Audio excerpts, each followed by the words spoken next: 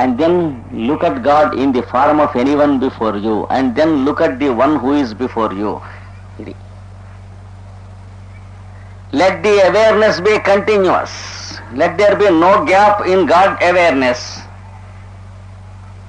If man awareness is there, detached, I have one awareness towards you, another towards you, another towards you. It is detached awareness. But let there be continuous awareness called God awareness.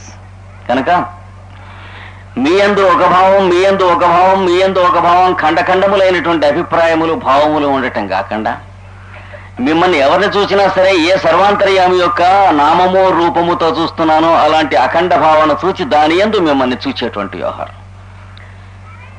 మేలుకుని ఉన్నంతసేపులో 24 గంటల్లో ఒక క్షణం కూడా మరవకుండా ఈ భావం కలిగేటువంటి, ఇది రాగానే నాకు చెప్పరా అబ్బాయి ఈ హోంవర్క్ పూర్తి చేసి రమ్మన్నారు అని. ఎంతకాలం పడుతుంది ఏమండి? ఎంతకాలంలో చేయగలమండి? ప్రయత్నిస్తున్నాం. ఆ కుర్రవాడికి మొరనాడికి పూర్తిగా సిద్ధి పొంది, సిద్ధి అంటే ఏమిటి? గారడీలు మాయా కాదు, పరిపూర్ణత వచ్చింది. సిద్ధి అంటే accomplished. He was in continuous God awareness according to their suggestion. మర్నాడు అయ్యేటప్పటికీ వాళ్ళలో ఎవరిని చూచినా, అక్కడ వస్తువుల్ని చూచినా, దారెంబడి నడుస్తూ ఉన్నప్పుడు బాట రోడ్డు చూచినా, అక్కడ ఉన్నటువంటి స్తంభాలు చూచినా, ఏం చూచినా సర్వాంతర్యమైనటువంటి విష్ణువు, సర్వమున్నతని దివ్యకళావయమంచు విష్ణునందు లము చేర్చి అన్నాడు ప్రహ్లాదుడు. ఇదే సర్వమున్నతని దివ్యకళామయమంచు విష్ణునందు ఉల్లము చేర్చి. అంటే మీ యందు మనస్సు ఎలాగో ఉంటుంది, మీరు కనిపిస్తూ ఉంటే మీ రూపంలో ఉన్న విష్ణువు యందు మనస్సు ఉండి అప్పుడు మీ యందు ఉండాలి. ఇది నిత్య దినచర్యలో 24 గంటలు చేసేటువంటి ఉపాసన, సాధన, పూజ, అర్చన, యోగక్రమము. రోజుకి ఎంతసేపు చేయాలి సార్ మెడిటేషన్ అని అడిగేటువంటి మార్గం కాదు ఇది. ప్రేయర్ ఎంతసేపు ఉండాలి సార్, పూజ ఎంతసేపు చేయాలి సార్, ఎంతసేపు చేసినా ఒకటి ఇది లేకపోయినాక. అంటే మన దినచర్యలో ఎవరెవరితో అయితే వ్యవహరిస్తూ ఉంటామో, మన కొలీగ్స్తోనూ, మన అఫీషియల్స్తోనూ, సుపీరియర్స్తోనూ, మన సబార్డినేట్స్తోనూ, మన సర్వెంట్స్తోనూ, వైఫ్తోనూ, హస్బెండ్తోనూ, చిల్డ్రన్తోనూ, బ్రదర్స్తోనూ, నైబర్స్తోనూ, ల్యాండ్ లార్డ్స్తోనూ, మన ఇంట్లో అద్దెకున్న టెనెంట్స్తోనూ, మరి వాళ్ళు కూడా, మరి వాళ్ళలో కూడా గాడ్ ప్రెజెన్స్ ఉందా, గాడ్ వ్యాక్యూమా? ఇది కావాలి. So if we see God vacuum in some people because it is not very much convenient to recognize God in them, that's too much. భగవంతుడు సర్వాంతర్యామి అంటే వాడు అన్నట్ట, అందరిలో నువ్వు ఉన్నా అంటే ఒప్పుకుంటాను, మా పక్కింటి అప్పలసామిలో లేడన్నట్ట. వాడికి వీడి పడదు. I don't accept the omnipresence of God in my neighbor because I don't like him. Why? So there is a blind spot of God. Blind spot మన కంట్లో ఉంటుంది, అక్కడ ఉండదు, ఎదురుకుండా. కంట్లో చొక్కున్నప్పుడు ప్రతివాడు మొహం చొక్కున్నట్టు కనిపిస్తుంది, చూసారా? మా చిన్నప్పుడు గుంటూరులో చిన్న సినిమా హాల్ ఉండేది. అందులో ఏ సినిమా వచ్చినా సరే, ఎంత మునగాడైన హీరో అయినా సరే, ఎంత అందమైన హీరోయిన్ అయినా సరే, దాని మొహాన ప్లస్ మార్క్ ఉండేది. ఎందుకని? ఆ తెర చిరిగితే కుట్టారు.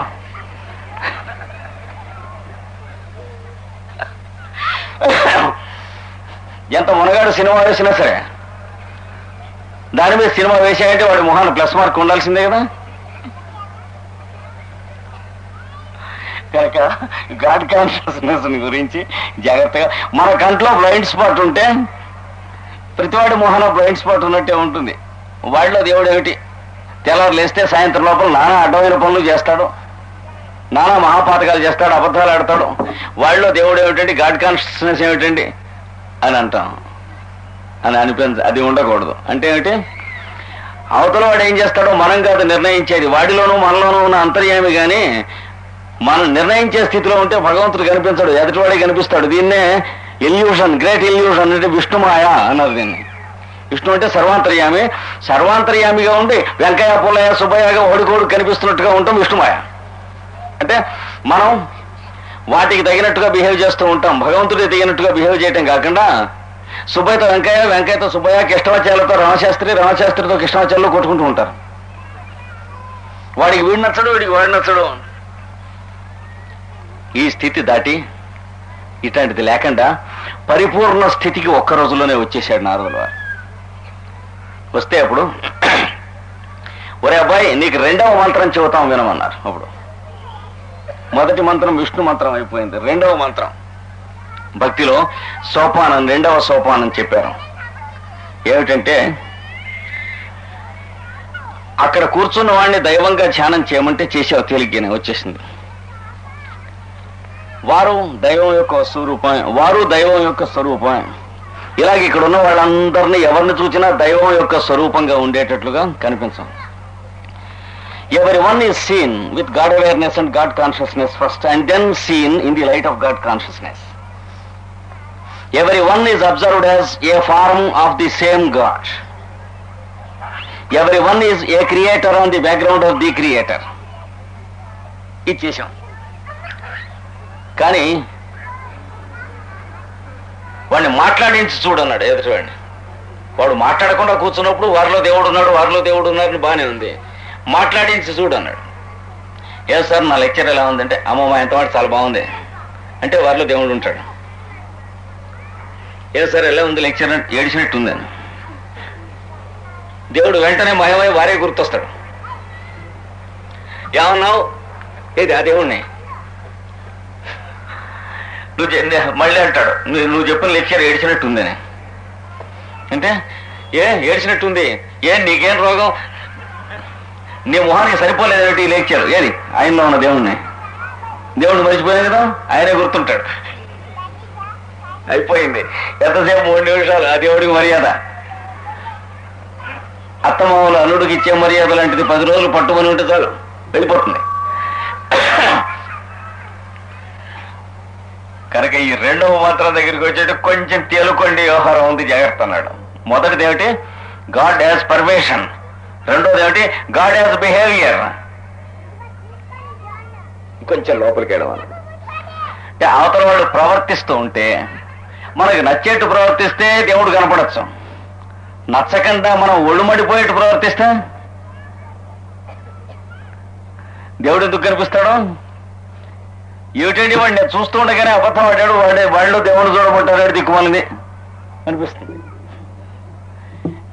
అప్పుడు ప్రపంచంలో జరుగుతున్న అన్యాయాలు, అక్రమాలు, అధర్మాలు మనం మాట్లాడుతూ ఉంటాం చూడండి. ఈ కొన్ని నాటకాలు రాసి అందులో సాలిలోకి రాస్తూ ఉంటారు. ఏమిటి ఈ అన్యాయం, ఈ లంచగొండితనం, ఈ నల్ల బజార్లు, ఇవన్నీ రాస్తూ ఉంటారు. ఒక వర్షం లాగేస్తాం కదా, ఈ సంఘం ఇందులో కుళ్ళిపోయింది, ఈ సమాజం నాకేం చేసింది అని సాలిలోకి నాటకాల్లో చూస్తూ ఉంటాం. కానీ ఈ సమాజానికి మనం ఏం చేశాం అనే వాక్యం కూడా ఉండాలి. ఈ సమాజం నాకేం చేసింది అనేటువంటి పశుత్వానికి సంబంధించిన వాక్యమే కాకుండా మనం ఈ సమాజానికి ఏం చేశాం అనేటువంటి చిన్న వాక్యం కూడా ఉండాలి మనం బాగుపడాలంటే. లేకపోతే ఈ నాటకాల్లో అలాగే అప్పచెబుతూ ఉంటాం. ప్రతి వాడు రాసినటువంటి నాటకం, ప్రతి స్టేజ్ మీద ఎక్కిన్ని హీరో మధ్యలో క్లైమాక్స్ సీన్ దగ్గర రావటం, ఈ సంఘం నాకేం చేసింది అని అడుగుతూ ఉంటే ప్రతివాడు అవును సంఘం మనకి అన్యాయం చేసింది కావచ్చు అనుకుంటూ ఉంటారు. ప్రజలంతా పాడైపోతూ ఉంటారు అట్లాంటి నాటకాలు రాయటం వల్ల, వేయటం వల్ల.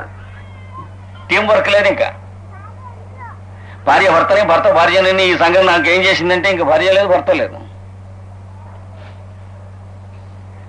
అంటే we should know where we are wrong, తెలుసుకోవాలి. సమర్పణ బుద్ధి అంటే ఎందుకో తెలియాలి. ఇక్కడ నారదుల వారికి చెప్పారన్నమాట, ఒరే ఎదుటివాడు ప్రవర్తించినటువంటి ప్రవర్తన అది దైవ ప్రవర్తనగా గుర్తుంచుకుని చూడగలవా? ఎదుటివాడిని దైవంగా చూచావు బాగానే ఉంది, అంతకంటే కష్టం ఇది. ప్రవర్తన అంటే ప్రతివాడు చేసిన ప్రవర్తన దైవ ప్రవర్తనగా ఎట్లా చూస్తామంటే దిక్కుమాలింది అనిపిస్తుంది. పెద్దవాళ్ళు, మహానుభావులు, ధీరులు, శాంతులు, సద్గుణ సంపన్నులు, పరమ గురువులు మన ఇంటికి వచ్చి వారు మనని ఆశీర్వదిస్తే మనకి రోగాలు తగ్గిపోయి, లేదా ఆ రోజు నుంచి మన వ్యాపారం కలిసి వచ్చి, లేదా మన ఉద్యోగానికి ప్రమోషన్ వచ్చి, అలాంటి వాళ్ళనే దేవుణ్ణి చూడమంటే చూస్తాం. కానీ అలాంటి వాళ్ళు మనం చూడటం ఎందుకు, ప్రతివాడు చూస్తాడు. సాధకుడు దేవుణ్ణి చూడాల్సింది ఎందులో అంటే సమస్త జీవరాశులను అన్నిట్లోనూ చూడాలి. గనక మానవులు ప్రతి ఒక్కడును వాడు చేస్తున్నటువంటి ఆచరణ లోపల దైవాన్ని చూడాలి. అయితే చెడ్డ పనులలో కూడా హత్యలు చేసేవాళ్ళు ఉన్నారు, దేవుడు చేస్తున్నట్టేనా? అన్యాయాలు చేసేవాళ్ళు ఉన్నారు, దేవుడు చేస్తున్నట్టేనా? పచ్చి అబద్ధం ఆడేవాళ్ళు ఉన్నారు, దేవుడు చేస్తున్నట్టేనా? పచ్చి మోసం చేసేవాళ్ళు ఉన్నారు, దేవుడు చేస్తున్నట్టేనా అని పచ్చి పచ్చి ప్రశ్నలు వస్తాయి చాలా. అందుకని ఈ నారదుడికి కుర్రవాడికి ఏం చేశారంటే, ఒరే అబ్బాయి, ఈ పచ్చి పచ్చి ప్రశ్నల దేవుడు ఒకడు ఉన్నాడు, జాగ్రత్తగా చూడన్నాడు. ఇందాక చెప్పిన ప్రకారం అన్నిట్లోనూ ఉన్నటువంటిది శక్తి శివస్వరూపుడై వాటికి అతీతుడైన వెనక ఉన్న నారాయణ స్వరూపుడై ఒక్కడే ఉన్నాడు విష్ణు అనేటువంటి వాడని చెప్పామే. వాడి ఆజ్ఞలేంది ఈ జగత్తులో జరుగుతున్న మంచి చెడు జరుగుతున్నాయా ఎక్కడన్నా? అప్పుడు వెంటనే ప్రశ్నేస్తాను, మనమే తెలియగలవాళ్ళం అని. ప్రపంచంలో జరుగుతున్న మంచి అంతా సరే అనుకోండి, చెడంతా కూడా దేవుడే చేయిస్తున్నాడా? అయితే దేవుడు ఎందుకు? టప శాపనార్థాలు పెట్టేస్తాం అన్నమాట. అంటే కొంచెం వెయిట్ చేయటం ఆన్సర్ కోసం అట్లా మట్టి ఏమీ లేదు. దేవుడు ఉన్నట్లయితే ఈ అన్యాయం ఎందుకు, అక్రమం ఎందుకు? ఓ దండకం చదివేస్తాం, ఓ రౌండ్ తిప్పేస్తాం. ఇన్ని అన్యాయాలు జరుగుతుంటే ఏం చేస్తున్నాడండి నీ దేవుడు? ఇవన్నీ కూడా పగిలిపోయిన గ్రామ్ఫోన్ రికార్డు లాంటివి, అంటే చొప్పదంటు ప్రశ్నలు. అవే అవే అవే వేస్తూ ఉంటాం అన్నమాట. అక్కడి దగ్గరికి వచ్చి మళ్ళీ అదే పాడుతూ ఉంటుంది, రికార్డు అగ్రూ తప్పించే వరకును అలా వాగుతూ ఉంటాం. ఆయన ఏం చెప్పాడంటే, వాళ్ళు పరమ గురువులు నారదుల వారికి చెప్పినటువంటి విషయం ఏంటంటే, ఒరే అబ్బాయి, observe all that is good in this world, observe all that is bad in this world, observe all the crime in this world, observe everything desirable, everything undesirable in this world, just as you observe the incidents in a drama or in a cinema. Do you expect that all the incidents in the drama or cinema are always pleasant? Then there is no drama. There is the hero and there is the villain in the drama. Does that mean the author is a villain? There is a thief in the drama. Does that mean the author is a thief? There is a rogue and a scoundrel as a character in a drama. Does that mean that you are to learn it from it by seeing the drama? ఏమండి, నాటకం చూస్తూ ఉంటే రాముడు ఉన్నాడు, రావణుడు ఉన్నాడు. రాముడిలాగా ప్రవర్తించడం నేర్చుకోండి, రావణాసురుడిలాగా ప్రవర్తించడం నేర్చుకోండి అనేనా నేర్చుకుంటుంది మనం నాటకం చూస్తే. ఎవరు చెప్పక్కర్లేదే, మన కామన్ సెన్స్ చాలు. నాయన రావణాసురుడిలాగా ప్రవర్తించడం నేర్చుకోకు, రాముడిలాగా ప్రవర్తించడం నేర్చుకో అని ఎవడన్నా మనకి చెప్పాడా? ఓ పుస్తకం చదువుతూ ఉంటే ఆ పుస్తకంలో కొందరు నచ్చటం, కొందరు నచ్చకపోవటం ఉంటుంది పాత్రలో. కొందరు దుష్టులు, కొందరు మంచివాళ్ళు అనేటువంటి పాత్రలను ఎక్కడ పుస్తకంలో పెట్టి రాస్తాడు రచయిత.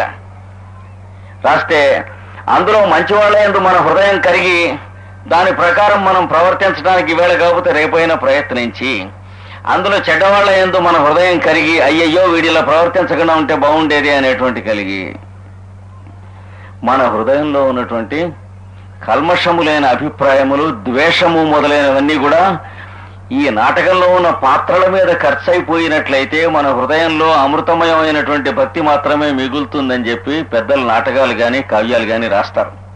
వాటి ప్రయోజనం ఏమిటి? పరీక్షాళనము అంటే కెథారెసిస్ అంటారు దాన్నే హృదయంలో. ఈ పరీక్షాళన ప్రక్రియ అంటే ఒక గిన్నెలు కానీ కప్పులు కానీ ఉంటే రోజు అవి తోముకుని కడుక్కుని చక్కగా పరిశుద్ధి చేసి ఎందుకు పెట్టుకుంటాం? మనం తాగేటువంటి పాలు కానీ కాఫీ కానీ పాయసం కానీ కిలంకంపు కొట్టకుండా ఉండటానికి.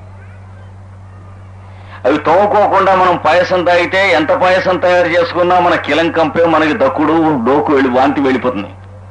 అందుకని మన హృదయంలో ఉన్నటువంటి భావములలో దుష్టభావములు మంచి భావములు రెండూ కలిసి ఉన్నా ఆ దుష్టభావములను క్షాళనం చేయటానికి కావలసిన నిమిత్త మాత్రములైనటువంటి దుష్ట పాత్రలు నాటకాల్లో కానీ కావ్యాల్లో కానీ పెద్దలు ఇస్తారు. వాల్మీకి లేకపోతే రావణాసురుడు పాత్ర ఎందుకు ఇచ్చాడు? రాముడు పాత్ర ఒకటే ఇచ్చేలా ఊరుకుంటే సరిపోయేది కదా. సీతాదేవిని రావణాసురుడు ఎత్తుకుపోయాడని ఎందుకు చెప్పాడు? అప్పుడు రాముడు పెద్దగా దుఃఖించాట. అపి గ్రామారోదితి అపి దళతి వజ్రస్య హృదయం జనస్థానే శూన్యే వికలకరణైః ఆర్యచరితైః తర్వాత లక్ష్మణస్వామి చెప్పాడు, అన్నగారు అప్పుడు దుఃఖించిన దుఃఖానికి వదిన గారు, ఇది సీతాదేవి మళ్ళీ ఇంటికి వచ్చాక సీతతో లక్ష్మణుడు చెబుతాడు, మిమ్మల్ని రావణాసురుడు ఎత్తుకుపోయాక మీరు ఎక్కడున్నారో తెలియనప్పుడు ఆ జనస్థానం అనే మహారణ్యంలో అన్నగారు నేను తిరుగుతూ ఉంటే అప్పుడు అన్నగారు గొంతెత్తి దుఃఖించినటువంటి దుఃఖానికి చుట్టుపక్కల ఉన్నటువంటి రాళ్లన్నీ బద్దలై కరిగినాయని అనుకున్నాను నేను. అపిగ్రావా రోదితి, రాళ్లు కూడా ఏడ్చినాయి. అంటే ఒక లోయలో కూర్చున్నారట రాముడు లక్ష్మణుడు. కూర్చునుండి లక్ష్మణుడిని కాసిన మంచినీళ్ళు తెచ్చిపెట్టు, మొహం తిరిగిపోతుంది దుఃఖంతో అన్నాడు రాముడు. తెచ్చిపెట్టడానికి వెళ్ళేటప్పటికి అలా చూస్తే పువ్వుల వంక చూసినా, చెట్ల వంక చూసినా, చిగురుటాకుల వంక చూసినా సీతాదేవి, ఆవిడ పెదవులు, ఆవిడ చిరునవ్వు తప్ప ఇంకేం కనిపించట్లేదు ఆయనకి. చూసి మొహం తిరిగిపోయి సీత అని పెద్ద కేకేసి ఏడ్చాడు. ఏడిస్తేది పెద్ద లోయలు చుట్టూ ఉన్నాయి కదా, లోయలలో ఈయన ఒక్క మాట సీత అని అరిచేటప్పటికి చుట్టుపక్కల లోయల్లో సీత సీత సీత సీత అని ప్రతిధ్వనులు వచ్చి వినిపించినాడు చుట్టూ. ఇలాగ రాళ్లు బద్దలైపోయినాయేమో నాకు అనుమానం వేసింది అన్నాడు లక్ష్మణస్వామి ఆయన దుఃఖించినటువంటి దుఃఖానికి. అపి దళతి వజ్రస్య హృదయం, వజ్రం హృదయం కూడా ఇలాగే చీరైంది. ఇలాంటివి ఎందుకు రాశాడు రచన? రావణాసురుడు ఎందుకు రావాలి సార్? తాటక ఎందుకు రావాలి? మరీచ సుబాహులు ఎందుకు రావాలి? తగుదనమ్మా అంటూ శూర్పణకి ఎందుకు రావాలి? నన్ను పెళ్లి చేసుకుంటావా అని రావణ్ణి ఎందుకు అడగాలి? దాని ముక్కు చెవులు లక్ష్మణస్వామి ఎందుకు కొయ్యాలి? ఇవన్నీ ఎందుకు రావాలి అంటే అందులో రాముడు సీత మొదలైన పాత్రల్ని చదువుకుంటున్నప్పుడు మనలో ఉన్నటువంటి పవిత్రములైనటువంటి భావములు పుష్టము బలిష్టం అవటం. రావణుడు, శూర్పణక, తాటక, మారీచ సుబాహుల పాత్రల్ని చదువుకుంటున్నప్పుడు మనలో ఉన్నటువంటి పశుభావముల క్షాళనము జరుగుటకు ఇందుకు కావ్యం అనేది ఏర్పాటైంది. రసమార్గం అంటే ఈస్థెటిక్ అనేటువంటిది ఎందుకు వచ్చింది? The science of aesthetics is for the purgation of the heart, ఇది చెప్పారు. దీనికోసం ఏర్పాటైంది కనుక ఈ జగత్తులో భగవద్భావన చేసేటప్పుడు కూడా తప్పు చేసిన వాళ్ళు, ఉప్పు చేసిన వాళ్ళు మనకు అందుకే పనికి రావాలి. ప్రపంచంలో అన్యాయం చేశారు, అక్రమం చేశారు అనేటువంటి వాళ్ళని చూసినప్పుడు వాళ్ళు ఏ పరిస్థితుల్లో ఇలా చేశారు అనేటువంటి జాలి మనకు ఎలా కలుగరాదు? వాళ్ళ మీద ద్వేషమే ఎందుకు కలగవలను? వాడు ఎప్పుడు అబద్ధాలే ఆడుతూ ఉంటాడు అనుకోండి, వాడి మీద కోపం వచ్చే బదులు వాడికి ఏ మానసిక వ్యాధి ఉంటే వాడు మాటిమాటికి అబద్ధాలు ఆడుతున్నాడో తెలుసుకుని ఆ మానసిక వ్యాధి వాడికి పోవటానికి చికిత్స ఎలాంటిదో ఎందుకు ఆలోచించరాదు మనం? Why can't you be a parent to the bad man so that you may think of a solution? Why should you also be necessarily bad because the other man is bad? జాగ్రత్తగా ఆలోచించాలి. ఎదుటివాడు దుష్టుడైతే నువ్వు కూడా దుష్టుడు అవ్వాలనే అవకాశం లేదే, అవసరం లేదే. Why should you take it as an excuse to behave as a scoundrel by seeing a scoundrel? ఇది మనకి ఇచ్చారు. ఈ రెండవ మంత్రం ఇచ్చారు. ఇస్తే ఈ రెండవ మంత్రం ప్రకారమే రామాయణంలో కానీ ఎక్కడైనా సంభాషణలు అలాగే కనిపిస్తూ ఉంటాయి. పెడుతూ ఉంటే అరణ్యంలో సీత, రాముడు, లక్ష్మణుడును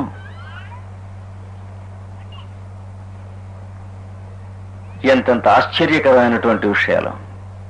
ఈ సూర్యోదయాలు, సూర్యాస్తమయాలు ఇంత ఆనందంగా ఉంటాయని నేను అనుకోలేదు అన్నట్టు లక్ష్మణస్వామి. నగరాల్లో ఉంటే గాక అరణ్యాల్లో తిరుగుతూ ఉంటే వసంత ఋతువు ఎంత బాగుంటుంది, అరణ్యంలో వర్ష ఋతువు ఎంత బాగుంటుంది, చలికాలం హేమంత ఋతువు తెల్లవర్షం ముగ్గురును స్నానానికి వెళ్ళారు ఒక రోజున. అరణ్యకాండ చదివితే వాల్మీకి రామాయణంలో పెడితే ఏనుగు ఒట్టి నిండా అలాగ మంచు కురిసి ఆ మంచు అంటకుండా పైనుంచి జారుతున్నాడు పాదరసపు బొట్లల్లే. ఆ నీళ్లలోకి వెళ్ళి తొండం పెట్టి చలేసేడు వెనక్కి లాగేసుకుంటుంది ఆ తొండం. ఇలాంటి ఆశ్చర్యకరమైన విషయాలన్నీ చూసి ఇంతింత ఆశ్చర్యకరములు, ఆనందకరములు అయినటువంటి విషయాలు ఈ అరణ్యంలో ఉంది.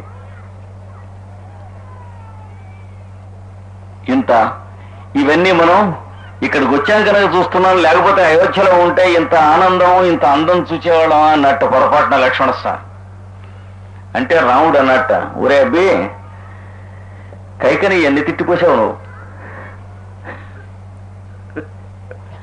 తిట్టకుండా ఈ రోజు వరకు గుర్తొచ్చినప్పుడల్లా తెనుపులు వచ్చినట్టుగా తిడుతున్నావే.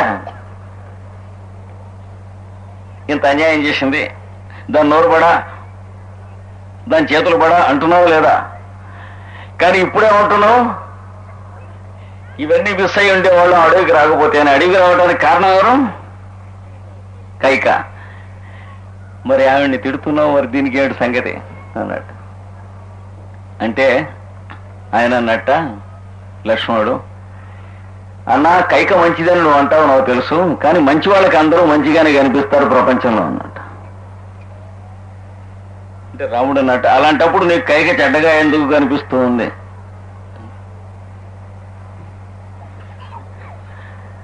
అంటే ప్రపంచంలో ఉన్నటువంటి మొత్తం ధనం కానీ బంగారం కానీ పోసి కొన్నా దాని విలువ చాలదా వాక్యాలకి, ఆ సంభాషణలకి. దానికి కావలసిందల్లా ధనం కాదు, ఆస్తి కాదు, విలువ కాదు, ఏం కాదు. ఆ సంభాషణలకు కావాల్సింది ఏమిటంటే దాని విలువ తీసి తెలిసి చదువుకునేటువంటి వాడు కావాలి. వాడు విలువైన వాడు. అందుకోసం రాశారు వాళ్ళు ఈ రచనలు. ఎక్కడైనా తీసుకోండి మీరు, రామాయణంలో సంభాషణ ఇలాగే ఉంటాయి. కనుక అలాంటి వాతావరణంలో ప్రపంచాన్ని చూస్తూ ఉంటే చెడ్డవాళ్ళని అంటున్నాను చూడండి, వాళ్ళను చూచి మనం వాళ్ళని ద్వేషిస్తామో లేదో తెలుసుకునేందుకును, ద్వేషించకుండా మనం వాళ్ళ యందు ప్రేమ ఆపేక్షతో వాళ్ళు బాగుపడాలంటే ఏం చేయాలో ప్రయత్నం చేయటానికి, సాధన చేయటానికి భగవంతుడు ఈ జగత్తును ఒక నాటకంలాగా ఏర్పాటు చేసి, ఒక కావ్యంలాగా దానికి పాత్రధారులైనటువంటి వాళ్ళుగా తానే దిగొస్తూ వెనక సూత్రధారి అయిన వాడు కూడా తానే ఉండి నడిపిస్తే, నర్తకుని భంగి పెక్కగు మూర్తులతో నెవ్వడాడు. ఫ్యాన్సీ డ్రెస్ వేషాలు వేసినట్టుగా 10 మంది ఉన్నట్టుగా ఒకడే వేషాలు వేసేటువంటి వాడు ఈ జీవుల రూపంలో పరమాత్మ అన్నారు భాగవతంలో. పోలీస్ వేషం వేసుకుని ఇటు నుంచి ఎటు వెళ్తాడు, వాడు దొంగ వేషం వేసుకుని అటు నుంచి ఇటు వెళ్తాడు. రిక్షా లాగేవాడు, సైకిల్ రిక్షా లాగేవాడు వేషం వేసుకుని ఆ యానివర్సరీ ఫంక్షన్కి వస్తున్నటువంటి ప్రిన్సిపాల్ గారిని సైకిల్ రిక్షా మీద ఎక్కించుకొని వచ్చి మధ్యలో ఆయన దిగిన చోట పేచీ పెట్టి పోట్లాడాడు. ఆయన కంగారు పడిపోయాడు, రిక్షావాడు పోట్లాడతాడేమిటి, ఇప్పుడు ఏం చేయను. అప్పుడు వాడు తలగొడ్లు తీసేసి నేను వేషం గారు రిక్షావాడు వేషం వేశాడు, స్టూడెంట్, ఫ్యాన్సీ డ్రెస్. మరి ఈ మాత్రం తెలుసుకోలేరా? జీవుల రూపంలో పరమాత్మ జగన్నాటక సూత్రధారి అనేటువంటి మాటకి అర్థం. దీన్ని అభ్యాసం చేస్తావుట్రా అబ్బాయి అన్నట్టు. రెండవది మంత్రం చేస్తా సార్. చేస్తే ఎదుటివాడు నిన్ను తిడుతూ ఉంటే తిడుతూ ఉన్న మొహంతో ఉన్న భగవంతుడు కనిపించాలి, కానీ భగవంతుడు మాయమై తిడుతూ ఉన్నవాడు కనిపించి మళ్ళీ నువ్వు తిట్టడం కాదు అని చేయాల్సిందే. పొగుడుతూ ఉంటే దేవుడు ఎలా కనిపిస్తాడు? ఎందుకు కనిపించడం? మీ లెక్చర్ సార్ నిజంగా బ్రహ్మాండంగా చెప్పారు అన్నారు అనుకోండి, అప్పుడు మీకు చతుర్భుజాంక చక్రాలు ఉన్నట్టే కనిపిస్తాయి, నాకు పీతాంబరం ఇవన్నీ ఉన్నట్టే. మీ లెక్చర్ సార్ ఏడిచినట్టుంది అన్నారు అనుకోండి, అప్పుడు మీరు కనిపిస్తారు, వాడు కనిపిస్తాడు. ఇది చూసుకోమన్నాడు. ఎవడికి వాడు అంటే ఎవడి వైపు వాడు సరచి చూసుకోవాలి, ఎవడి గదిలోకి వెళ్ళి వాడు అద్దంలో చూసుకోవాలి. ఒకడికి ఒకడు చూసేది ఏం లేదు ఇందులో. దీనికోసం రెండవ మంత్రం దీన్ని ఏమన్నారు? మొదటి వాడు నామము రూపము అయినటువంటి దేవుడు విష్ణువు, రెండవ వాడు మాట్లాడువాడు, ప్రవర్తించువాడు, వసించువాడు అయిన దేవుడు గనక వాసుదేవుడు. దీన్ని వాసుదేవ మంత్రం అన్నారు. మొదటిది విష్ణు మంత్రం, రెండవది వాసుదేవ మంత్రం. కానీ ఈ వాసుదేవ మంత్రం కొంచెం చీకాకైంది అన్నాడు. వాసుదేవుని మాయా విభవంబు, ఇందులో మాయ ఉంటుంది. అడుగడుక్కి కూడా తడక్కని జారిపడుతుంటాం. అంత మాట అంటాడు వాడు గాడిది. ఎవరు? వాసుదేవుడు. ఎదటి అంటాం మరి, వాళ్ళలో ఉన్న దేవుడిని మరిచిపోయి. బుద్ధి ఉందా లేదా వాడికి? ఎవరికి? వాసుదేవుడికి అంటూ ఉంటాం. కనుక దీన్ని దాటాలంటే ఏం కావాలి? దాటాలని జ్ఞాపకం ఉండాలి. జ్ఞాపకం ఉండదు, మర్చిపోతూ ఉంటాం. జ్ఞాపకం ఉండాలంటే ఏం జరగాలి? ఇంతకు ముందు దాటినటువంటి వాడు ఒకడు ఉండాలి. ఏ క్షణంలోనూ కూడా మాయలో పడకుండా జీవితాన్ని నిత్య దినచర్యలో నడుపుతూ ఉన్నటువంటి ఒకడెవడో ఉంటే వాడి పక్కన ఉంటాం నేర్చుకోవాలి మనం. అది మనం కూడా ఉంటాం నేర్చుకోవాలంటే. ఒక ఇనప ముక్క మ్యాగ్నెట్ కావాలంటే ఏం జరగాలి? అంతకు ముందు మ్యాగ్నెట్ అయినటువంటి దాని దగ్గరికి ఇనప ముక్కని తీసుకెళ్ళాలి. అది లేనప్పుడు ఎన్ని శాస్త్రాలు చదువుకున్నా మ్యాగ్నెటిజం మీద పుస్తకం లాంటిదే. బల మీద తలంచేవి పెట్టి మ్యాగ్నెటిజం అనే పుస్తకం పెట్టి రుద్దితే ఏమవుతుంది? మ్యాగ్నెట్ అవుతుందా? సంవత్సరం రుద్దినా అవడం. మ్యాగ్నెట్ అనే పుస్తకంలో మ్యాగ్నెటిజం ఎంత తగలడుతుందో ఈ పుస్తకాలన్నింటిలో సాధన కూడా అంతే ఉంటుంది. సాధన చేతనైన వాడికి పుస్తకాలు పనికొస్తాయి, కానీ పుస్తకాల వల్ల సాధన జరగదు. పుస్తకాల్లో ఉందంతా మస్తకాలకి ఎక్కుతుంది తప్ప ఇక్కడ ప్రవర్తన మారటానికి ఏం పనికిరాదు. ఇక్కడ లైబ్రరీయన్ దగ్గరికి వెళ్తాయి వాల్యూమ్స్ అన్ని.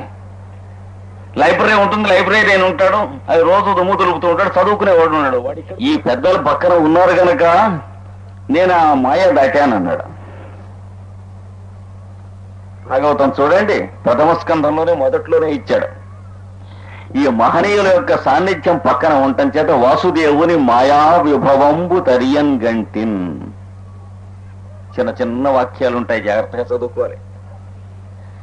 దాటుతూ ఉంటే మధ్యలో ఇంకో పొల పెట్టారట వీళ్ళు. ఏమనంటే, ఒరే అబ్బాయి వైరాగ్యం ఇస్తాం పుచ్చుకుంటావు. పెద్ద పెద్ద వాటలు మనం వాడుతూ ఉంటాం, తెలియక బుర్రమే కొట్టుకుంటూ ఉంటాం అవి పెట్టి. కుర్రవాడికి చేతి కర్రేస్తే ఏం చేస్తాడు? బుర్రమే కొట్టుకుంటాడు. ఎట హ్యాండిల్ చేయాలో తెలియక. మీ తల్లి ముసిల్ది కదా, రోగిష్టిది కదా, సాయంత్రం వాళ్ళు ఏం పెట్టినా తీసుకొచ్చి నీకు ఇస్తుంది తెచ్చి. చలికాలం కదా, పెద్దది రోగిష్టిది కప్పుకుంటుందని చెప్పి శాలువా ఇచ్చారటండి వాళ్ళు. ఇస్తే వీడు పడుకుని నిద్ర అవుతుంటే, ఒరే పిచ్చి సన్నాసి చలి కూడా తెలియకుండా నిద్ర అవుతున్నావు అని వీడికి కప్పేసింది కుర్రాడికి.